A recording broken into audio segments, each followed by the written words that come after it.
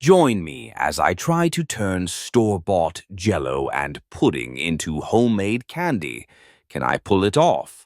Making candy from scratch can be intimidating, especially when you think about all the complicated recipes and special equipment needed. But what if I told you that you can create delightful and colorful homemade sweets using just a few simple ingredients from your local grocery store? Store-bought Jell-O and pudding are about to become your new best friends in the world of candy making. We've all been there, scrolling through social media, seeing beautiful homemade candies and thinking, wow, I totally can't make that at home. The recipes seem too complicated, and the equipment required looks too expensive. But I'm here to tell you that's not entirely true. You don't need a professional kitchen or a lot of experience to make amazing candies. One of the biggest misconceptions about making candy at home is that you need a lot of special equipment. But the truth is, you can start making candy with just a few basic tools. And when it comes to using store-bought Jell-O and pudding, the process becomes even simpler.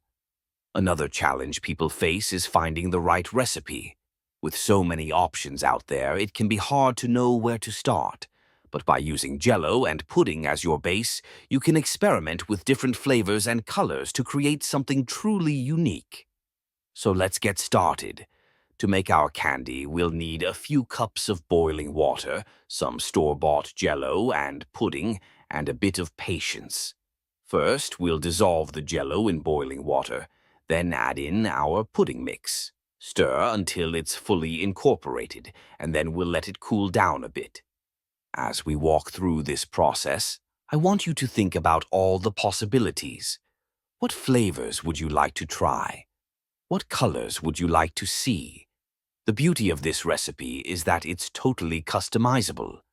Once we have our mixture ready, we'll pour it into a lined baking dish and let it set in the fridge. The waiting game is always the hardest part, waiting for it to set. But trust me, it's worth it.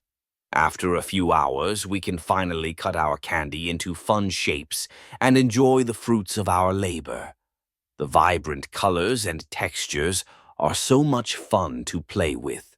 The moment of truth has finally arrived. It's time to taste our creations. I have to say, I'm really surprised by how amazing they turned out. The flavors are so bright and the texture is just right. Recap the magic. Boil some water, mix with Jell-O and pudding, pour into a dish, and let it set. That's it. You can easily replicate this at home and get creative with your favorite flavors. If you're as excited as I am about this easy candy-making hack, leave a comment below with your favorite flavors or candy ideas.